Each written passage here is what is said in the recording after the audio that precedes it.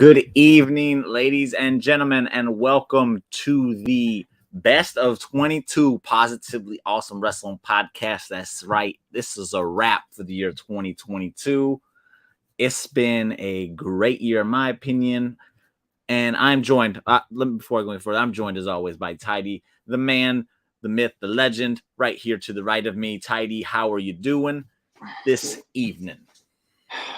Good, man. I got a long sleeve shirt on, man. I got some Naruto Ichigo ramen shirt on. It's cold for some reason out there. I don't know what's going on, man. But it decided to be really cold today.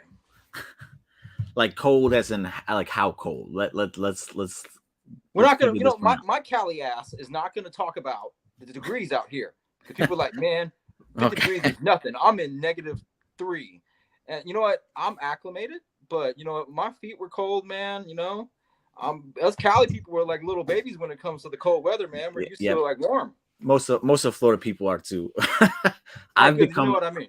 I've become a little bit acclimated because I'm not from Florida, but I've been here long enough. I'm a little bit acclimated. David here. He said, "Good evening, gentlemen. Good evening, David. Thanks for joining me." He says 39 here in Nova Scotia. I think it's gonna get down to like that around us tonight. My dumbass was walking around in flip flops and basketball shorts earlier today, and that was freezing. So can't do that. We got Amanda in the chat. Thank you for joining, babe. Thank you for joining. We got Courtney in the chat. So, yeah. So as it started off, I said it's the best of 2022 show. I personally think this might be my favorite year in wrestling. Obviously, I'm gonna have to wait a few years, look back, and see what kind of things stick and what things don't stick. But fresh in my mind, I would go out on a limb and say it possibly could be the best year in wrestling for me, because of just storylines that we were given, the just abundance of wrestling that we have at our fingertips, and just everything about, like, we had nice surprises, newsworthy, like we had news every other week that was just like, how can it top this? And then something happens and it tops. 2022 is wild to me in the world of wrestling. For you though, would you say it was a great year for 2022? Good year, so? How would you rank it? Man, it's definitely a good year. I mean, the things that me looking back at everything, honestly, be like, man, KO has had a killer year. But I would say, they should have been pushing a little bit more on KO. But hey, Vince was in charge. Not to get on the negative Vince train. But, and then you got the women. As soon as, Vince not in charge anymore, it seems like Triple H has to deal with the big roster. And, you look at the War Games match. That was the only women you've seen on TV, really, who were really doing anything. That's Damage Control, Rhea. Rhea finally started getting into more fights lately because I'm so big on the women's division, if it's not my favorite thing in the world. But all together, man, fantastic year. It's the best year that I've seen in wrestling. Okay, that's good. Speaks poorly of the product. I mean, I'm going to give it a 9.5 out of 10. I'm not going to argue with you at all. Like, I thought I was crazy when I started having this conversation with a few people, and when they kind of were giving me feedback, I was like, oh, okay, well, then I guess I'm not living in the moment. I'm not just like, oh, it just happened, so yeah, it's fantastic. Like, I'm just looking back. It was hard to narrow, because I tried to narrow it down to just 5 things that I was going to bring up on this show, because it was like, man, there was a lot. There really was a lot. I think I narrowed down 5 for myself, though, to be like, yo, these were the top 5 things from this year, but there was so much. Courtney says, do I watch? I've watched a few Impact shows this year. I can't get into it for whatever reason. I don't know why. I do give it a try every once in a while, though. I did really enjoy Slammiversary, though. I thought that was one of the best shows of the year for me personally. I watched it. I had a smile on my face the whole time. I could follow it, and I don't watch it week to week. So it was obviously a really good show. I wish I could get into it more, because there's talent over there I just can't watch it week to week. I got to pick and choose. I only got so much time on my hands. Same. I have excuses, man. I don't have cable, so I can't watch AEW, even though I'm the one to watch it. I've seen clips people send to me. Thank you, Dave.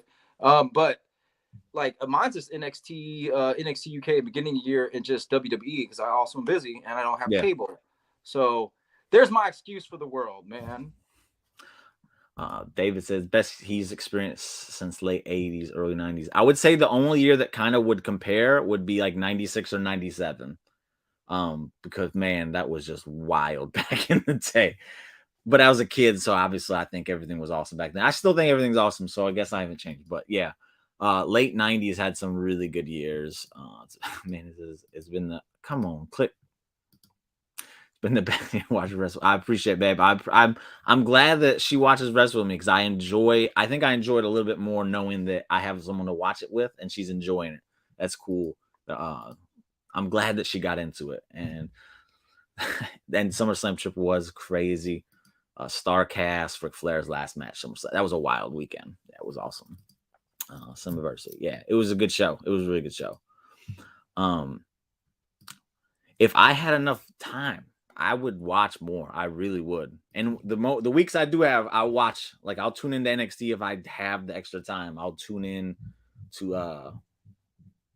I've watched a few Impact, but it's because I had the time. I just again hard to. David said he'll be starting in January 2023.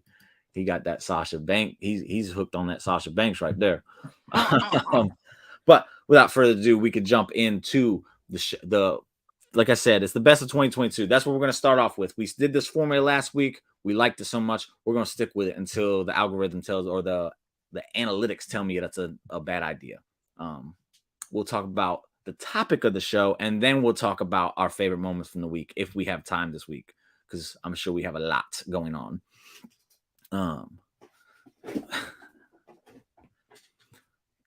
I know, dude. I'm just giving you shit. But I'll start off. Because I'm excited. I'm excited to talk about some of this stuff. So there's no particular order. I just enjoy all 5 of these moments because, again, there was more, but it's just really hard to I guess rank them. So I'll just go in order that they happened.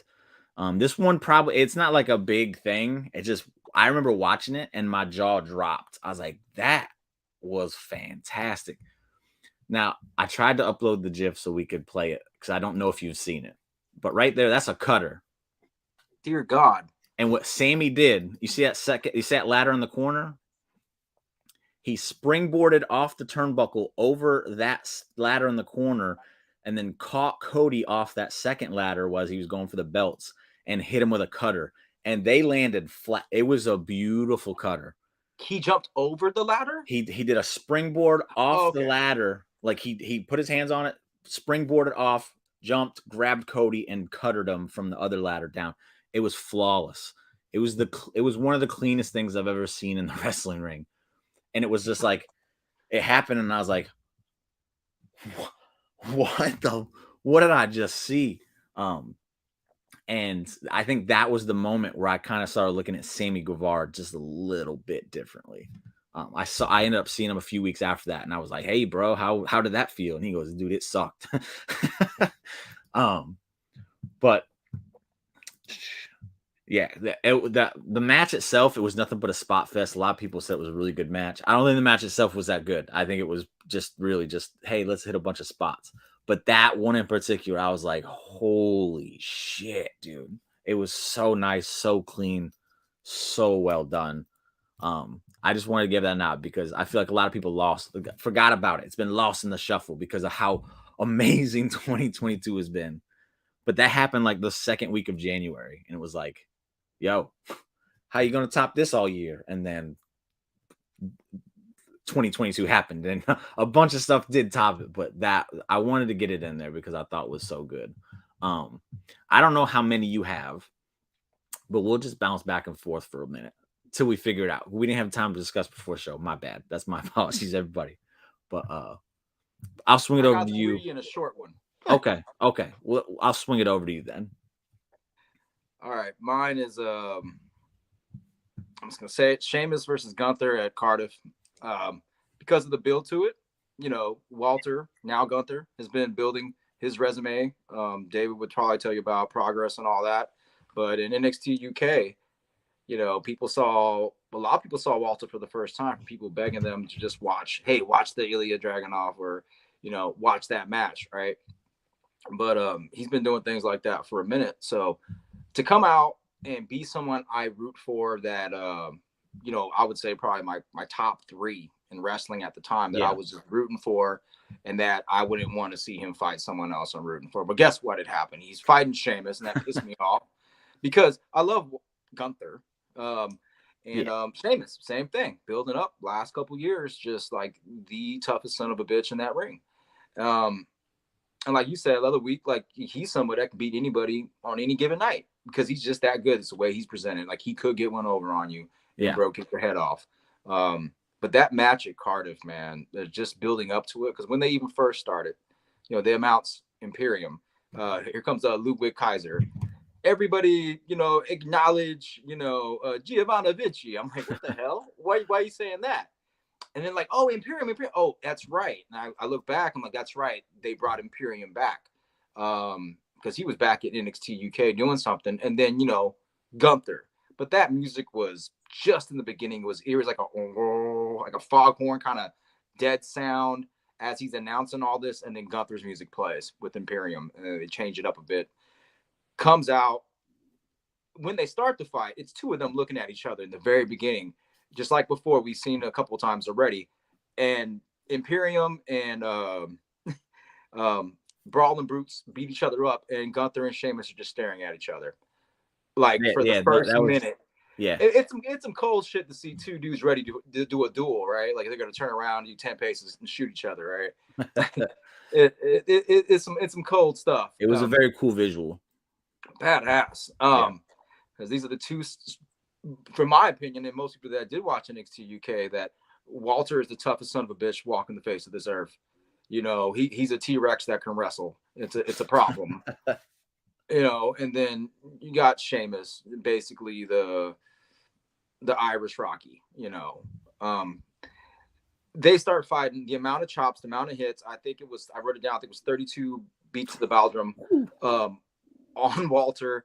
And Physicality. yeah, Gunther sold that the beats thing so well, because he was like, "No, please don't do it to me." And Trying to then get up. he was like falling as he was doing it. It was so well done. Like it was very well done. Sorry We got about. it's all good. We got Yeah. White Noise. We got even the part where they kind of did the power bomb wrong, which I think was intentional. But even if it wasn't, man, they played it like vets. I mean, Michael Cole said at the end, you just don't get any more old school than that. No. Because when you watch something from like the 80s, early 90s, it's just like a beating. Like you're going to get a beating. There's not going to be tons of rope work. There's not going to be, it's almost like a dog and collar match from back in the day with Roddy Piper or something. It's just heavy physical blows, punches. And Yeah. I think if someone wants to go back and count, I bet you there's 300 punches and slaps and hits that I bullshit not. I was trying to count. Like, I ain't counting anymore. No, you lose track, but it was yeah, I ain't count, but I did count the beats to the Baldrum. But what I like about, especially, even though I'm not really into all that to an extent of just straight up beating in a sense, but it did remind me, it's like old school, right? Yeah. And it looks harsh. But it was that body slam that he did on the stairs when it started off. Well, say first 5 minutes, 10 minutes, body slams him on the stairs. But Sheamus doesn't come into play until later. The power bomb is when it comes into play. The power bomb where he landed on his ass and they're bringing up the tailbone thing. And what does Gunther do? Like a damn good, he stomps on his tailbone, and they're bringing up like, oh man, he stomped on his tailbone when he landed wrong. He's vicious, bro. He's so vicious. Oh yeah, he wasn't playing around. And then from there, he ends up power bombing him, but the crowd was cheering, man. The way the whole match flowed. There's a part he's going for the bro kick. The crowd stands up. It's like 80% of that stadium stands up, and they're cheering for Sheamus to land that bro kick. And there wasn't a lot of suplexes or anything else going on. There was a couple moves going on, the White Noise, etc. But when he went for the bro kick the second time after he got power bombed again, he grabs his back. Yeah, he gave. And I'm like, shit. Yeah, this is the second time he was going for that bro kick, so he could have nailed it, and that could have been 1, 2, 3. So I'm like, you son of a bitch. And what does Walter do? He hits him with that lariat, gets the pin. 1, 2, 3. Great way to finish it, man. Gets up, and Sheamus, for all these years and times, he's fighting the toughest son of a bitch that NXT UK. What do you know? It's in the UK. It's in Cardiff. They know Gunther's the man. They know Sheamus is the man. Yeah. And the crowd gives it to him. The cheering. he's hurt as shit. And he gets out, and there's a part where he's walking to it. He leans into the crowd, and he's breathing, and he's just hurt, and Yeah. it's real. It's He just went very to war. real. That man just went to war.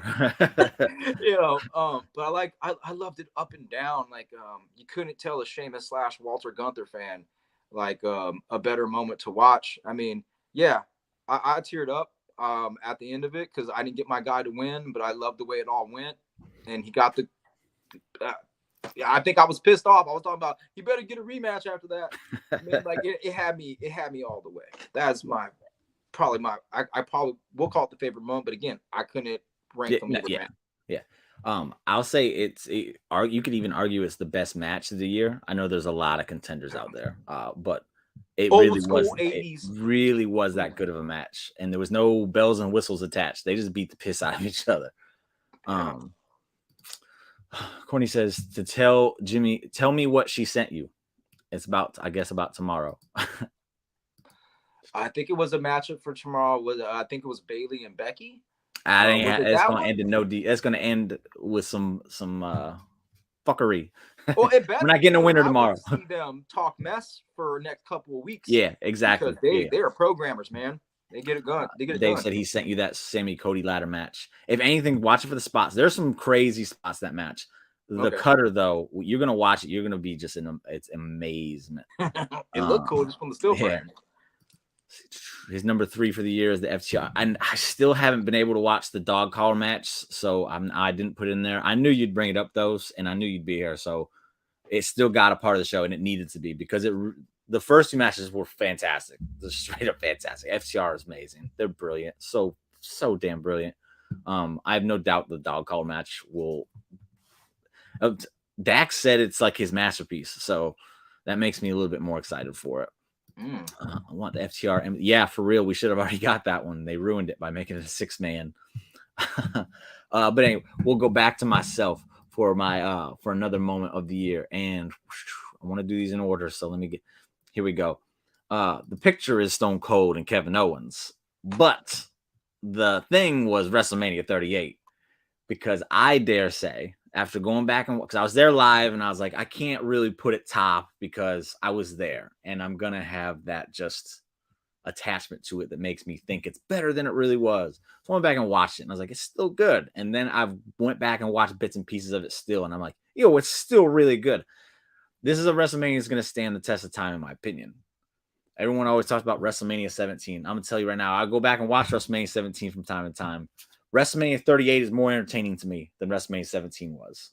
I'll say it. I'll flat out say it. People can call me crazy bonkers all they want. There are some stinkers on that 17. I'll say, like, straight up, that people want to forget. There are some stinkers on that one. And the matches themselves aren't anything like special. It was just probably the best built WrestleMania of all time. Maybe. But in the time that I've watched them like live, I can't speak on things before, but from the times I've watched, WrestleMania 17 was the best built, but WrestleMania 38 delivered like on a level that I don't think I've seen WrestleMania deliver on in at least a very long time. Yet again, Stone Cold versus not 2007. She says 2017. I'm talking about WrestleMania 17, the one that everyone's like the greatest event of all time. Sorry, I don't think it is anymore. I think All Out from last year rivals it, and I think WrestleMania this year rivals it. It was that good this year. The Sami Zayn versus Johnny Knoxville had no business being as fun as it was. Literally no business. This is the kind of match we look at like they're just gonna do some silly stuff and blah, blah, blah. No, that was a blast. It really was. Like, you're laughing at the match. You just remembering all these stupid little things they did in it, and it was great. And for Sami Zayn to come out afterwards and say like that's his mask, like, yeah, I see it because it was so good. Then you have the Cody Rhodes return, which was just, we all knew it was coming. And when it's happened, we were still just like, oh, wow. Stone Cold Steve Austin came out of retirement and main evented with Kevin Owens got to main event of WrestleMania. Dude, that's awesome. Like, just like a person that actually deserved it. And it was like, he's never going to get it, but he got it. And he sold the match by himself. It was so good. Man, those two are the things that stick out. The Becky versus Bianca match. brilliant. And that was like a 8-month build. It started in SummerSlam of last year and went all the way to WrestleMania. It was just so good. There's other things I'm just really caught up in those kind of 3 or 4 moments, but there was more. I know there was more. Those 4 in particular though make it like phenomenal, like really phenomenal. Was it Roman and Brock? Roman and Brock was probably their worst match. But even with that, I'm not mad. I really wasn't mad at it. Like, because the rest of the show was just so damn good. Let's get with these. The Cody return. It was really good. It again, and we knew it was coming. Dave says his number 2 was John Moxley's return from rehab, and the promo he cut, he was real, it was honest, it was heartfelt, he hit home. Yeah. And then he went on to become Wrestler of the Year after it. So yeah, that was a great moment. He dropped that F-bomb too on live TV. He told the fan to go fuck himself. So it was pretty funny. But yeah, like I wish I would have had a chance to watch WrestleMania 38 this week so that I could break down like exactly why it's here. I just know that the 2 times I watched it and then the time I was there, like, smile on my face ear to ear the entire time. It's just such a great show. When Edge versus AJ Styles might be your low point, you know you had something special. Oh, wow. Like that match disappointed, but I think it was disappointing because it didn't live up. But maybe it didn't live up because of all the things surrounding it, because it was so good. Like WrestleMania 30 was phenomenal, in my opinion. I'm sure there's people who don't think it's that good. But I'd place it up against any pay-per-view in the history of wrestling. That's how highly I think of it. I think it's that good. But now we'll swing it back over to you, and you can hit us with another one. I will make the simple short one. And like you said, Stone Cold and Kevin Owens. Man, it was just when Kevin Owens juked the audience and the music hits and he turns around and he's bald and he's got that dumbass look on his face. He did the walk and everything. It was brilliant. I don't think I laughed that hard this year more than that moment. And you know, it's probably happened like 3 times with my roommates. Like, holy shit, what happened? Why are you? I just hear you laughing for like 2 minutes straight, and you can't shut up. Like, that was the moment, man. It was at least 2 minutes of me busting gut because he did that so well. That's just my favorite, like, funny moment of the year. And again, like you said, he built the whole damn match. Like, he was the one doing the build for it. Stone Cold had one single promo. Week. What got props while making fun of Texas, man? What a man. So I thought that segment was so fantastic. I woke up the next morning, I took the kids to school, came home, put on WWE2K22 and made that version of Kevin Owens on the game so that I could play as it.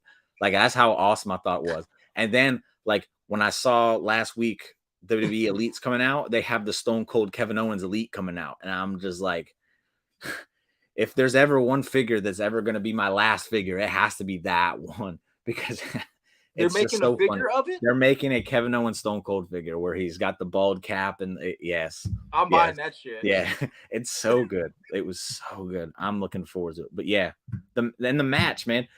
I really thought it was just going to be a KO show, and then Stone Cold beat him up, hit a few punches, maybe hit the Luthies press, stunner, 1, 2, 3, and he was out of there. Nah, they had a brawl for real. He took the suplex on this concrete, and I was like, what? What is Stone Cold thinking here, man? He can't be doing that. He put him on the four-wheeler and rode him up the thing and then beat him up, then took him back down. It was so good. And Kevin Owens at the end, it was so perfect when he hit the chair on the rope and then it bounced back and hit him in the head. It was done to perfection. Like, it was so good. Bro, it should have been the main event of the whole show. That's how good the dang match and build and just moment was. It was so good. It was so awesome. I loved it. And then since we're talking, just reminding me of it, when Stone Cold, we got to see Stone Cold stun Vince McMahon one last time too, which was awesome. No matter how bad that stunner was, no matter how bad Vince did it, I don't care. The nostalgia. It's a celebration. We're celebrating the greatest feud in the history of WWF. Argue with the wall. Stone Cold versus Vince McMahon, and he got to stun him, and Vince McMahon got to look like a fool in the process. So win there. It was so good. Yeah, yeah, it's gonna be so cool. I don't take many of my Kevin Owens out because I got like a wall of Kevin Owens figures. I'm taking the Stone Cold one out because it looks so cool. Um, but now I'll go and I will say next up, the CM Punk versus MJF rivalry feud program, whatever we're gonna call it. I'll put it up again. I don't know if you're familiar with it, but that kid next to him, that's MJF as a kid. And they kind of The shit. incorporated that into his feud. Um, I'm going to send you a link, and anybody watching this that has like it needs to be brought up. I will send you the link in which they break down the entire feud. It's like a 55-minute video. I've watched it twice, and I actually watched the feud live too. So it was like, oh my god, it was so cool. They brought up like the history. It was the first time you saw MJF, and he kind of like duped the fans into feeling bad for him because he's that good at triggering our emotions. And then he was like, nope, I'm just a piece of shit still. The beating Punk twice in Chicago was just like in one night. It was like, wait, what? Y'all totally flipped that script. The dog collar match to blow it off, great. I loved it. The promos. It's the first time I've seen CM Punk get just ate up on the microphone. MJF just eviscerated him multiple times, just multiple times. The whole thing started off though. I'll blow this one for you. Like MJF was out there and he was running his mouth, talking that shit, and then out comes CM Punk. And he walks out, he looks at him, he grins, and then MJF goes, "Nice to meet you, pal. Name's Max." And he sticks his hand out to like shake his hand. And CM Punk just looks at his hand, looks at him, chuckles, turns around and leaves. And I was like, oh, okay, we're about to see some serious like shit here. It was good. Amazing storytelling right from the past to the present. It's one of my favorite feuds of all time. So it's that good. And again, I'm gonna send you the link. And anybody that needs to see it, I'll gladly send you the link because this feud needs to be seen because I think it's that good. Really that good. I'll leave it there. I'll leave that one short. But MJF CM Punk was amazing. It's a damn shame that we're not going to get to see the end of it the way it was intended to be. That's the only downfall of this is that there was another chapter that was going to be awesome and it's not gone. It could probably still happen. It won't be what it was though, and that's the part that sucks. When he says Dolph Ziggler winning the NXT championship, that was a surprise to me. I will not lie. Like when I heard that happen, I was like, he fit in very well though in NXT. Yeah. His attitude, everything, it works so damn well, man. He made that belt look credible. He came in as a veteran. It was just so damn well done. And I wished he would have held the belt for at least another 2 months to get some other guys maybe over a little more. But that didn't happen. But I loved it when he did. I do think Braun won it back a little too soon, but what can you do? But him winning, that was again, you shocked me, and when you shocked me, that's cool. And it wasn't like a bad shock. It was like, okay, no, I'm with it. I'm willing to see where you're going with this. I'll swing it back over to you one more time for your third. I think we can both chit chat on that fifth one I got though, so you'll be all right. All right. Well, I may leave the other one out for now then, because I think it may be something similar. So go ahead with it. Go with it. All right, fine. What's your third? Just let's hear it. All right, man. It's the bloodline, and I mean, so go ahead. All of it, the whole story, from start to where it's at now, and why I got to tune in next week, man. As soon as you would think, even the in between midpoints of like, say, what happened the last 3 weeks or so, Sammy's getting a little too full of himself. You're supposed to like him in a sense, because that's how it's kind of being teased. Like he's the baby face, people cheering for him in a sense. And then as soon as Roman said, "That's a problem with KO," Sammy's face gets sad. He looks defeated. You feel bad for him again. You keep pulling me back in, Sammy. You keep pulling me back in. God, the whole, and that's kind of, and now I got to tune in next week. And then, because just for that alone, and then I hear, oh shit, KO could pick who he wants, and it's John Cena. you know, and they're only fighting the biggest damn thing ever. If you can get anybody who's appropriate to this bloodline story, but everybody has been smashed, they've been pinned, they've been kicked off the island of relevancy. KO is somebody that fits in, but you're gonna throw John Cena. So as much as this is 2022, it ain't over, man. And I hear you going to the live show. You Oh, son bro, of a bitch. bro. And then So, you get to see John Cena with Kevin Owens, and you get to see him fight Sammy and Roman tagging. bro, What the? This is the yeah, best thing of the yeah. year. I'm just gonna say it now. That this was my leading point to the last point of this. I'm calling it now. This is gonna be the best moment of 2022.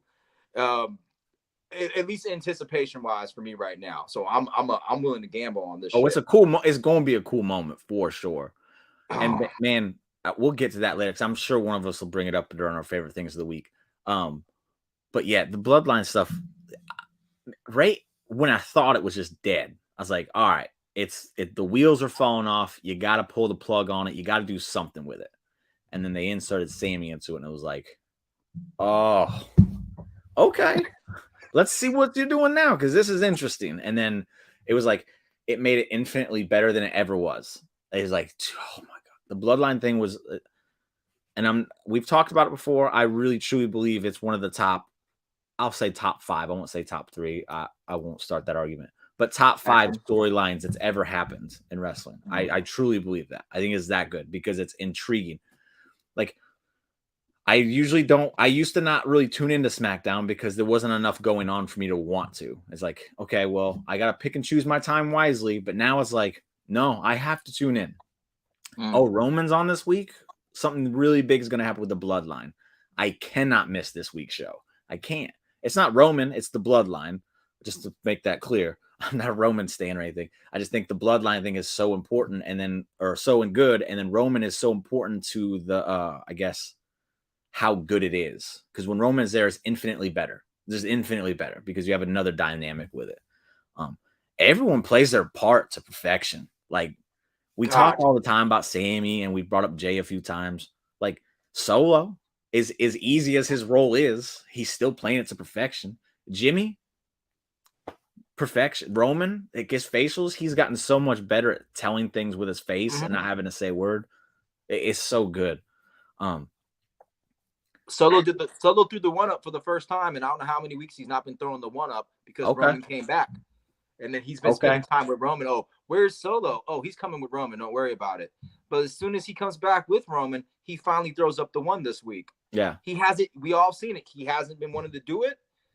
So you were onto something on that. You're right. He was not throwing it up. Not unless Roman's it's there. that Roman thing. He's on Roman. He's gonna. Oh man.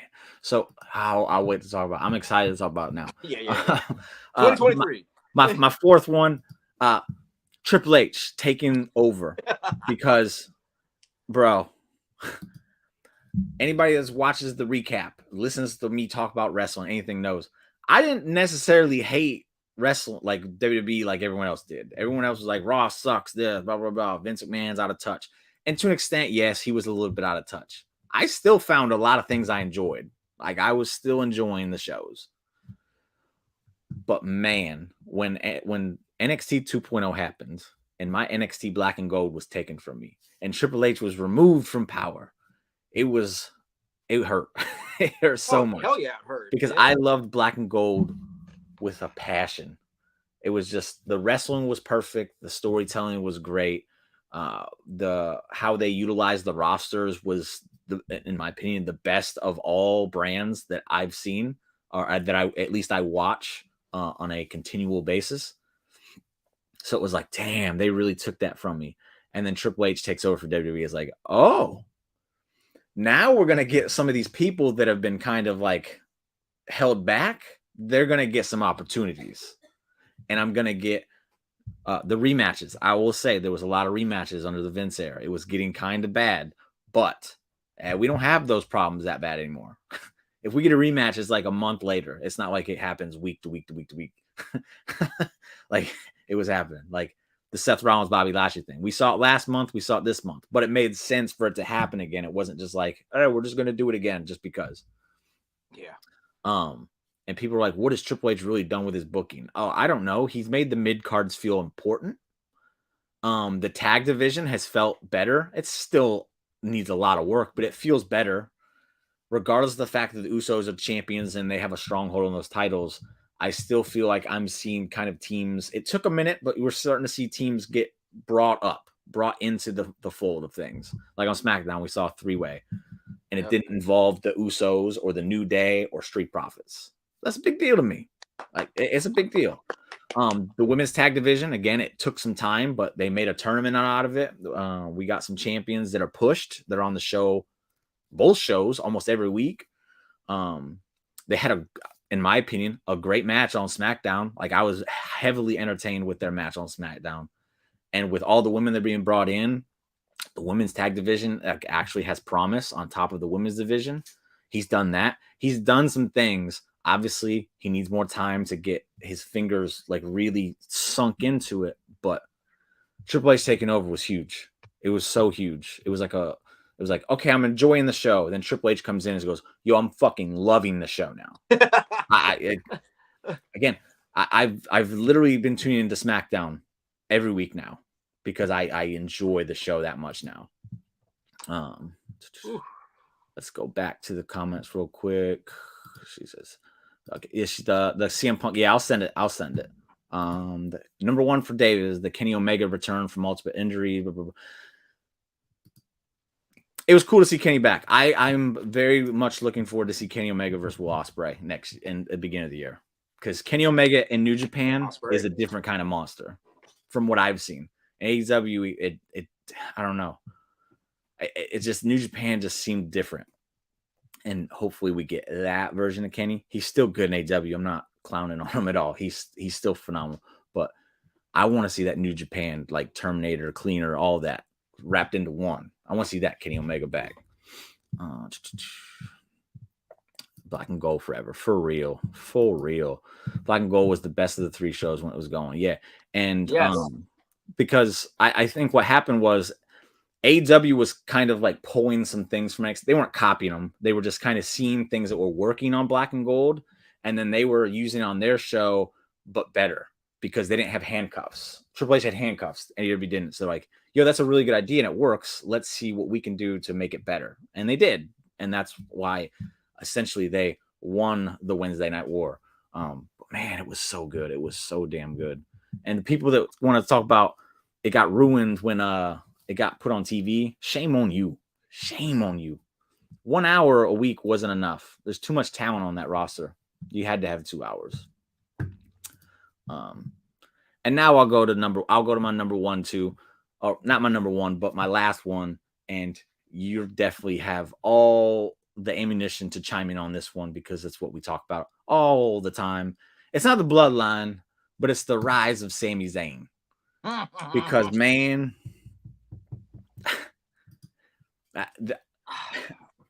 Kevin Owens has had a stronghold on my favorite current wrestler, since he debuted on Raw.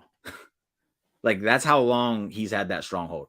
Sami Zayn took it from his ass this year. We've been watching Sami kind of just give us gold week after week for like 2.5 years now. And this year it was like, he's like, okay, I've been giving you gold. I don't know what's better, but he started giving us that because it was just money. He's must see. He fixed the bloodline problem. It was stale. And he fixed that. He's more like, I don't want to say he's more over than Roman because people are still going to tune in to see Roman. But when he's in that ring with Roman, they're chanting Sami. Yeah. They're chanting for Sami. Like he is must see TV. He's over, and it happened. Like WWE didn't get behind him. They didn't push him. He did it himself. Like, and those are the kind of people that I really like because obviously there's something about them. If they're able to take like 30 seconds of TV time and be like the best thing on the show, that's special. And that's what Sami Zayn is. And he's a half stepper, man. Like he says something just to kind of get on your nerves, and he does it so well because now there's attention. When he said, well, because I'm Kevin Owens' only friend. And he said, yeah. Wait, hold on, everybody. Oh, I didn't mean it like I didn't mean it like that, guys. Yeah. What I meant is like used to be my friend. And like he puts his foot in his mouth in a certain way and it makes you feel tense as well. And he's done a couple of those moments as he started with the bloodline to really whether he's like kind of saying, yeah, it's Jay's fault. He's Yeah. right here. You know, I'm telling you. And then like Jay comes up, he's done everything, that half step and shit where he's about to step in some bullshit. He finds his way kind of out, and he holds off just enough. Like that for me is also what keeps me going. His ability to, because with Roman, Jay, and Jimmy, he had 3 different relationships, and he was able to snap between each, I guess, mood. Because with Jay, he's hostile. Like, he was getting hostile. He's barking back at him. He's mad at him. He's like, yo, Jay, I got a problem with you. You got a problem with me? I got a problem with you too. And they're bickering back and forth. And then he'll, with a snap of a finger, him and Jimmy, oh, what's up, my dog? Yeah. It's that kind of dynamic. And then Roman comes in the picture, and then you get this. Sami Zayn has always been a very confident, arrogant, marky little bastard, because he's like, it's at the tip of my tongue here. I'm forgetting, but master strategist, and he's always confident in his strategy. With Roman, he don't come across as confident at all. You get that kind of unsure, like, oh man, I hope I'm not crossing you, man. Like, the dynamics between each of those 3 figures he has, and then throw in Solo, because with Solo, he's like, yeah, I'm the mentor here. I got him under my wing, and I'm teaching him how to, like, he's giving you something different with each character that he's interacting with. And you're emotionally, there's nobody else in wrestling that I'm more emotionally invested with. And I think that's the case for a lot of fans. I don't think anybody has a bigger emotional connection than Sami Zayn does right now with the fans. I'll say that. Like, he's so good at it. And we've started to see him kind of get back into that, like, oh, I can wrestle too, guys. And we've been seeing, like, the match he had with AJ on Raw. It was like, oh, AJ, we got Sammy back. That's cool. That's cool. This is the Sammy I miss. And when Kevin Owens is giving props, like, hey, now finally the whole world sees you're like, yeah, the best wrestler in the world, and you're finally getting the credit. And props, you're number 1 in the bloodline right now, which is the hottest thing. God, man, that Kevin just. We'll throw in the Kevin Owens dynamic too, because it's a completely different dynamic that he has with Kevin Owens. Like, it's crazy that he can just switch between them like that, and it's not like he's just reading lines. He's just going through motions. It's like, no, I literally believe that this is how their dynamic is. That this is it. Like, he is shy and unsure of himself around Roman. Like, I buy it 100%. But he's also elevated other people to come out more. I mean, even Jimmy's, Jimmy talking about it last on Friday night. Jimmy was talking way more vocal, how he came across, like, hey, that's my guy, that's my dog, man. You're gonna make him. But he's like, but if that's a problem because of Kevin, then I love my family. I feel like everybody's on-screen time is something different. It used to be Uso Penitentiary. Put your head on a swivel, because we ain't messing around. Like, and that shit was awesome. I love that. But to see even Jimmy have some range, Roman have a whole different kind of range. Jay's just been passionate and awesome. But now Jay's being kind of, he's nice. Now Jay is the one that's on Sammy's side, and it's like what? He's also bringing out the best in some people. And you be like, oh, well, they always had that. Well, then show me before that they had a different kind of range in a sense. I've never been shy about this. I've never cared about the Usos. I think they have good matches. I think they have good matches. I'm not gonna knock it. I don't think they have great matches, because I think their offense is kind of limited.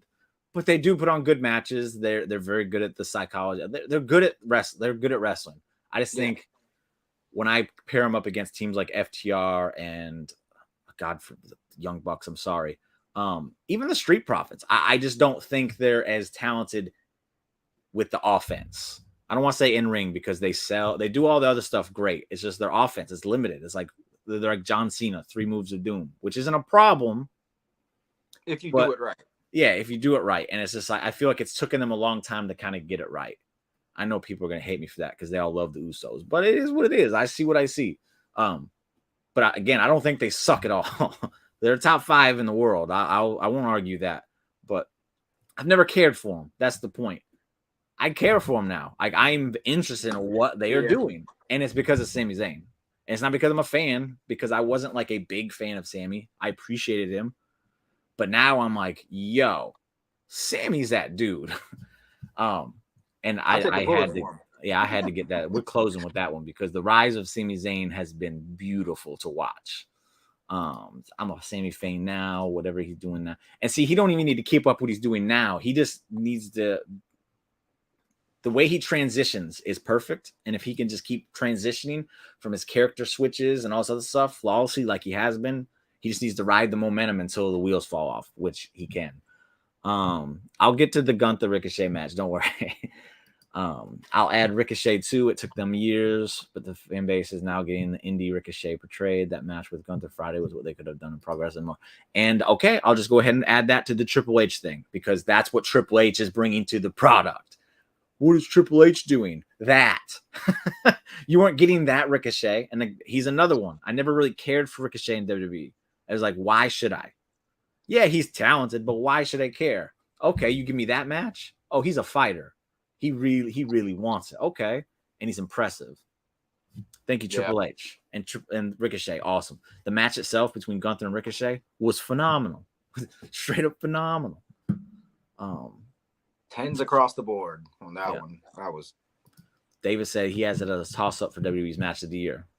Is that correct? I'm not speaking out of pocket there. That's what you meant, right? That's what he meant. Match of the year versus Sheamus and Gunther. Like he's saying, and it's he up says there. Gunther versus Ricochet is right up there with it. Yeah, that's high praise for it. I did think it was really good. I think the commercials kind of hold it back a little bit because I feel like the commercials weren't in opportune times. Usually in commercial breaks, it's during moments where the match kind of like is at a standstill. There was no standstill in this match. It was kind of just like whooping ass the whole time. It was good. It was so good. It's a very accurate description of the Usos all around. See, I know. I'm good. He knows what he's talking about. Yeah, baby. So with that, that's my favorite moments of 22. There was a lot more. There really was. The news from this year was just non-stop. And it was just like, when is it gonna stop? But then we got good stuff too. You watched it without commercials. Well, there you go. I didn't have that opportunity. But we'll move from that. We're gonna go into our favorite moments because we're running low on the time, and I want to get them in there because there was some great moments this past week. I'm gonna let Tidey go first because I had a few of them because I figured we might share the same idea on a few of them. So I wanted to make sure I had a few in my pocket so we weren't just piggybacking off each other. Your favorite moment from last week's World of Professional Wrestling? All right, man. Look, all right. I'm just gonna say Bayley versus Alexa. I was happy for the moment because I feel like I wanted to pick Gunther and Ricochet. Even JD McDonough finally got a win after Bayley would crawl back and try to. He couldn't even get a pin or a fall at deadline. But I miss Alexa. We're going to talk about Triple H very quickly because this was part of my point, and you said it earlier. It was War Games. That was one of my favorite moments of the year. But I'm going to tie it to this point because I was going to tie it to it anyway. Is that Damage Control? Yeah, they were kind of getting hated on. We talked about it in some other shows we did. And now it's kind of coming to a front with them. Becky's come back. I feel like everybody got a reset with Triple H. And yeah, it's going to take time for him to dig his fingers in. Other part was my favorite point of the week was going to be Asuka. Asuka coming out without the paint.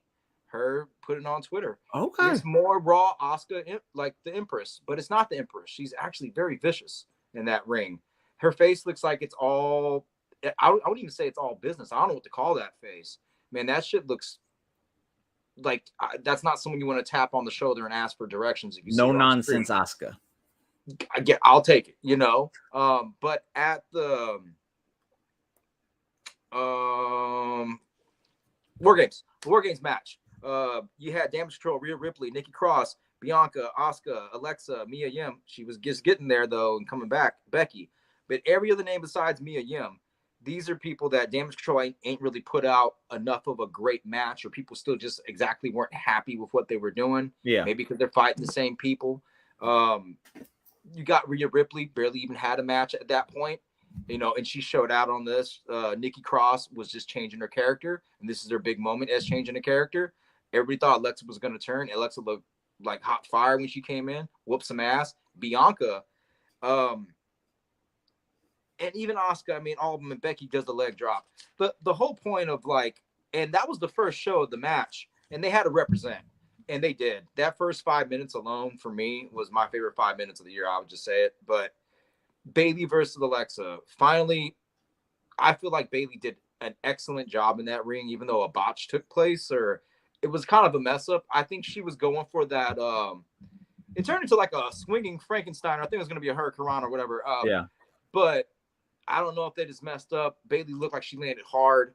They got up, was trying to go for a pin. They were just grabbing along each other. But like veterans, they cleaned it up very quickly.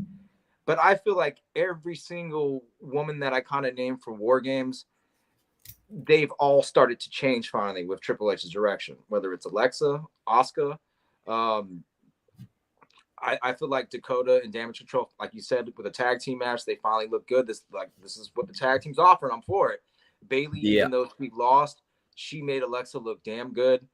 And then Alexa, she does that. No one does a whole. She turns her face and does the whole like I'm gonna do the whole Bray Wyatt move. Her acting is. Yeah, the acting, her facials and stuff of how she looks. Like I've always thought she was top notch. Me and my roommate talk about that all the time. But I feel like everything's being course corrected, and it all kind of started at War Games. And this was no different. I finally get Alexa. I missed the Goddess. She was a dominant champion. I missed that. The 5 Feet of Fury. And like you said, she gets to finally fight Bianca. And she won that number 1 contenders match versus Bayley. And Bayley looked good in defeat. Like, they have a purpose. They have a meaning. Damage Control looks more believable.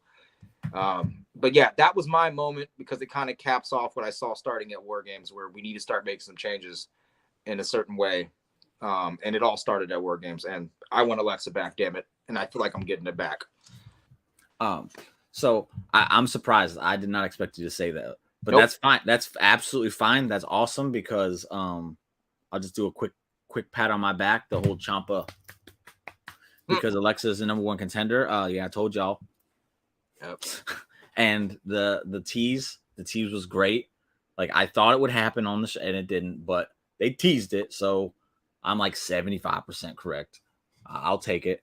But Alexa and Bianca had great chemistry in the Elimination Chamber. I've said it a million times. I'll say it a million more. They had a great chemistry in that Elimination Chamber last year. So I'm looking forward to their match because Alexa's matches, they're nothing really special to write home about most of the time. But if she gets the right opponent, I love her. She's great. I think the match she had with Bayley was good. Her and Charlotte seem to have really good chemistry. Her and Becky, obviously, Becky has chemistry with pretty much everybody. But her and Bianca, it just seemed like it just fit. She's a small girl that Bianca can just kind of do whatever she wants with. So that I think that helps that whole dynamic. I'm looking forward to it. So good shout on that. Raw had 3 women's matches this week too, for all the people that like to keep count of those things. Just saying. Well, also it's the fact that what does Bianca get that's interesting now? And Alexa's finally, she's very interesting. I think she can do a promo setting this whole thing up for the Royal Rumble whenever they're going to fight. It will bring something out of Bianca that's not going to be Bayley, that's not going to be versus Becky, and who else does she have that's going to be interesting enough? It's seeing Alexa bring her to that level. Yeah. I think it's a perfect time as well. So, Courtney says Asuka's bringing back the version of her Kana gimmick from New Japan. Yeah, it won't be Kana. They'll have to bring it down a little bit. But if you're giving me a vicious, violent Asuka, I'm all for it. Billy Starks debuted AEW this week. She's 18. I think we interviewed her for WrestleBuddy. So if you want to get to know her a little bit better, check out the WrestleBuddy channel and check out the interview we did with Billy Starks. I'll put up David's in a minute because I do want to give a shout out. The Chris Jericho Action Andretti match had no business being as fun as it was, because it was like Action Andretti. That's a silly ass name. I don't even know who this dude is. He looks like your typical like WWE 2K created character that's like this is the guy that you start off with before you start fixing things. The words slip my head. I'm very bad about this at nighttime. But anyway, it was like Jericho's just going to destroy this guy. And then they started having a good match. And it was like, wait a second. And then it went through commercial break. You're like, wait a minute, what the heck is happening here? He kicks out the code breaker and is like, what is happening here? And at no point was it like, at that point, he could have lost and it would have been like, yo, he still looked like a great. He still looked great. But then he beats Chris Jericho and it's like, what just happened? The crowd, thank you. If you are going to a wrestling show and you aren't trying to be like that crowd at the AEW show for that match, don't buy a ticket. That's what I got to say about it, because they made that thing. It was great, but then the crowd just made it infinitely better. I did want to give that a shout out because it was awesome. It really was awesome. Chris Jericho was my favorite part of a Dynamite. That does not happen very often. And I love Chris. It's just not Chris anymore. Top for the week, Roxy winning her title. That was awesome. We won't talk about the other shit that was surrounded by the Chris Jericho Action Andretti match, the House of Black presentation, the Gunther Ricochet match, the Billy Starks AW. Yeah, so we touched on some of that. I do want to touch quickly on the Sami Zayn stuff because it's not my favorite. But we talked about the Sami Zayn and Roman going to be taking on Kevin Owens and a partner of his choosing. And then we found out it's John Cena. So the last SmackDown, last show of the year, we're getting Kevin Owens and John Cena versus Roman Reigns and Sami Zayn. And the second that match got announced, I looked over at my girl and I said, they better keep that camera off of me because I already know what's about to start happening. We've been talking about this Sami Zayn getting turned on for months. I feel like. No, not now. And why? Going into WrestleMania season, doesn't it make sense? You son of a bitch, Jimmy. Wait, hold on. Wait. Really? I mean, I thought maybe they draw it out, like, maybe they lose or have a hard time. Maybe they even win. I'm not saying it's going to happen. I'm not saying it's going to happen. But I think at the very least the seeds get planted. Sami Zayn's taking a pin. Yeah, I thought some seeds would happen for sure. So when he loses this match that Roman Reigns is so confident about, and he loses because Kevin Owens pinned him, which I think is going to be the scenario. I did not, because I said that was going to be the thing that happened at War Games and it didn't. Yeah. Okay. Yeah. I think that's still the way to go because that is what's going to bring that doubt into Roman's mind. Because Sami's like, I'm his only friend that he has. And then he's like, well, like you brought up earlier. And then now you have Kevin Owens pinning him. Roman's going to be like, yo, hey, man, what's up? And then that's the seeds that get planted. And if for whatever reason they turn and they start beating him down that night, bro, keep the cameras off me, WWE. Don't you dare put me in that position. Don't you even think about putting me in that position because it's not going to be a fun time. I wanted to get that in there too. But my favorite moment was the Bray Wyatt stuff. It was, I was zoned in because, let's see these comments first real quick. He said he sent you the Chris Jericho Action Andretti match. You should definitely check it out. The crowd reaction makes that match so damn fun. And he told me a little bit of the background, so I understood what happened. Like Jericho picked him. Selfie light for Chris. I didn't, but I had one. I could have gave it to him. I could have. I didn't think about it. I bet a spare. Sami and Kevin, don't you dare put that in the fucking universe. Sami is going to be a great WWE Universal Champion. That's what you meant to say. But yeah, the Bray Wyatt stuff. So before SmackDown even won the show, I'm sitting there scrolling the feed and I see a video off of TikTok and I'm like, okay, I'll check it out. And it's the video of LA Knight with the Uncle Howdy mask and he's tied up and all that. And he's being tortured. And I'm like, okay, you have my attention, which I mean, they already did, but like, I'm really like, okay, show me what you're doing. And then we get to the show and then they play that clip. And I was like, that better not be all you have for me tonight. Why would you give me this before the show? And then that's all you give me. But then they gave us more. I don't know if it was intentional or if I just saw it in my head, which, sometimes I do because that's just the kind of fan I am. I'm so excited. And I'm like, oh, they're doing that. And it's cool. LA Knight comes out, and I love that he's not a chicken shit. He's like, you pissed me off. Get out here. I'm gonna stomp your ass. Like he's doing his role to perfection. Like If you didn't know about LA Knight, you better know now because he's awesome. Yeah. Bray Wyatt comes out and yeah. Brody Lee, rest in peace. That was a very cool nod. As he's walking to the ring, the smoke is following him. And I was like, this is a very, very cool touch. I don't know if I've seen this before. We've seen the smoke many times, but it's like the closer he gets, the closer the smoke is getting to the ring. I'm like, this is very interesting. This is very interesting. Like, it's a cool visual, and it probably means nothing, but the visual of it was like, this is kind of okay. What do we got?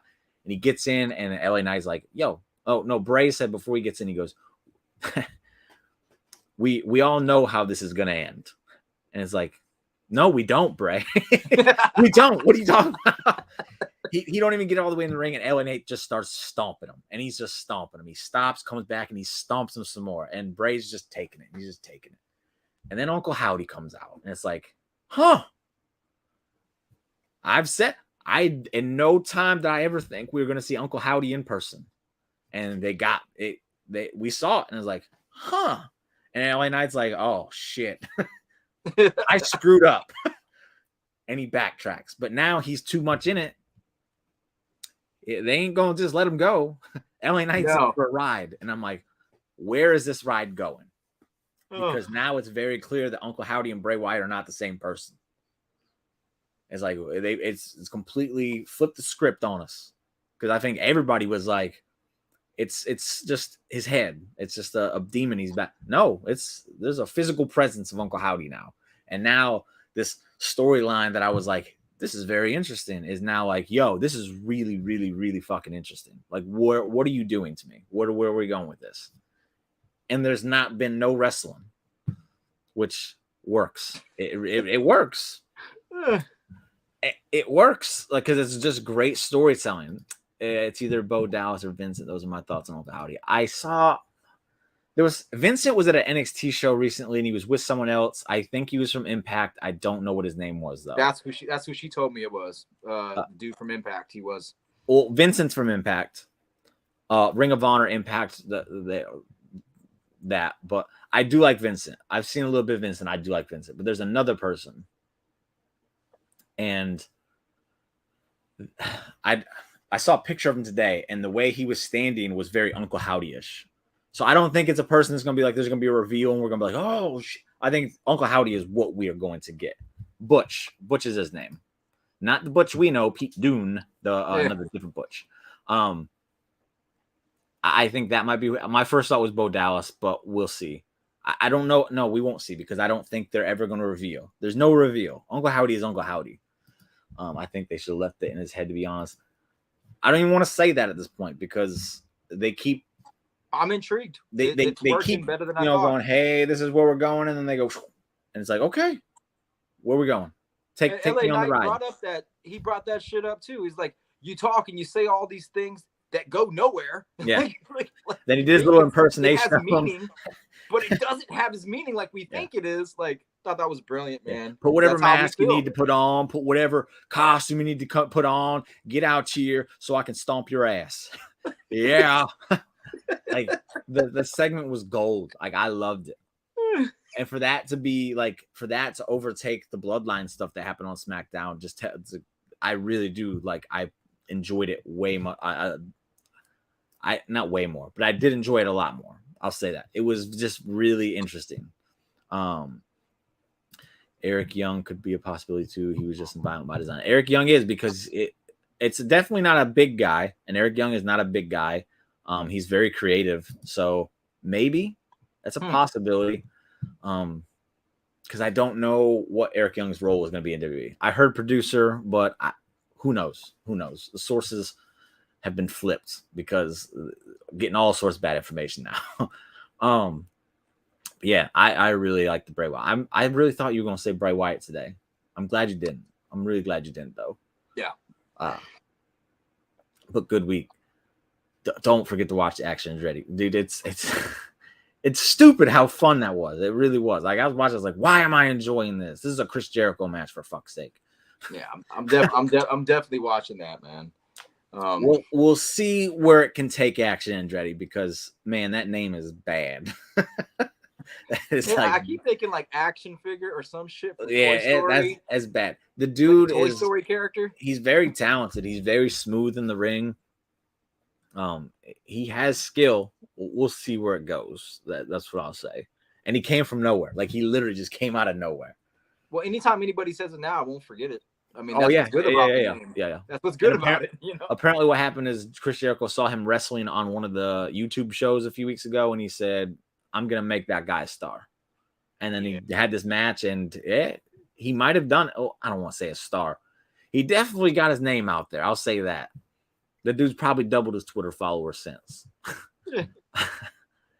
Eric can still go in the ring. It depends on what he signed on. Yeah, exactly. I don't think he's an in-ring talent. I really don't think he got signed on to be an in-ring talent. And Action Andretti he got his AEW contract like that night. So the crowd was so hot. More crowds like Austin, please, because that crowd was awesome. I think that's where we're gonna wrap it up on that. This is the last show of 2022. Take the next few weeks to spend with your family, family, friends, whatever it is you want to spend your time with. Do that. I'm taking a break. I'm burnt out a little bit on this. Not this show in general, but just everything. I'm a little bit burnt out. So we're gonna take a break. Come back. I'm tired. Yeah. I'm tired as well, man. Yeah. Work is we're gonna killing come me. back, revitalize the beginning of 2023. Action Andre, there's only had 88 matches, so he'll continue. For a dude who's had 88 matches, he was very impressive. He was very impressive. But man, I hope 2023 could be as good as 2022. That would be phenomenal. That would really be good because 2022 was awesome. I think it is, dude. Yeah. I think it may top it with the way things look like they're going. Not just WWE, NXT. Even heard stuff about AEW and how they're starting to do some stuff. I mean, I heard some good news, at least on the Twitters. I don't know how real some of that is, but and I'll just shout this signing out. I have been begging for this man to be signed by AEW for over a year. I'm like, why are they not going after this guy? And it's not an. I'm gonna say the name, and a lot of people are like, who? Mike Mansouri.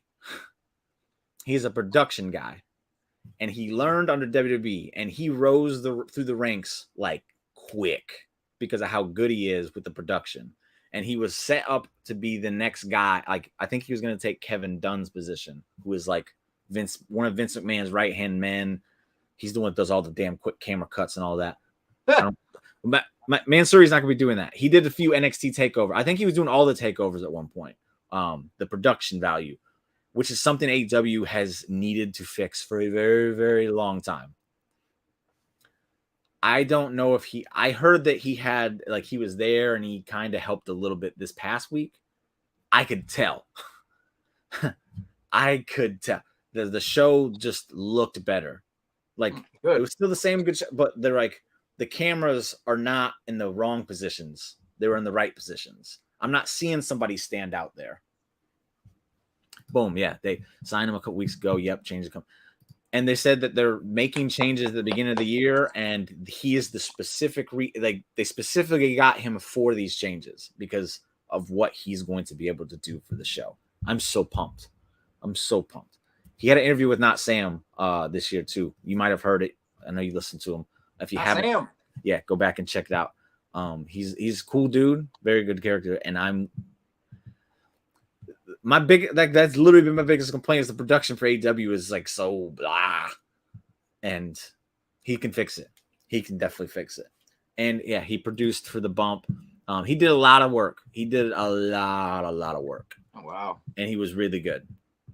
So fix it, Mike. I appreciate it. But that's that. I will see you guys back in 2023, and I have a bunch of new shows that I'm working on, in which I'm gonna start getting some feedback on so we can get those in the works too. So with that said, thank you. Have a happy holidays, Merry Christmas, Happy New Year, all the good stuff, Hanukkah, whatever you're celebrating this during this time. I hope you enjoy it. I hope you enjoy your time with your friends and family. If you like, you can say a little something tight before we roll on out. Oh, the love, peace, and chicken grease. I mean, that works. It's the what's the word? Peace on earth and goodwill toward men, right? You know, a thing that helps people kind of get something's worked for me that, Jimmy's got a family, I got a family. It's time for family this time of year.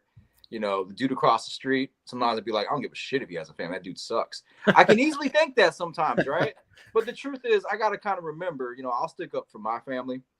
I give them a break. They get so much leeway. I let the string go a little longer, right? But that's the same thing with wrestling fans and Twitter and just people in general. We're all just people. You got to realize everybody has a family. Even these wrestlers that we can hate, give them a break, man. That's part about being Yeah. positive. That Yeah. people are just people, and that's kind of what I've been trying to keep in mind. I'm not perfect at it, but I try as hard as I can to remember that perspective that everybody has a family, man.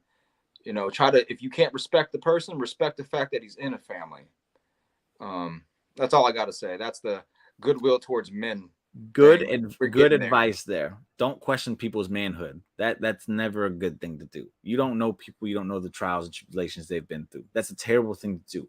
Keep that in mind, everybody. But yes, happy holidays to you too, David. Dave.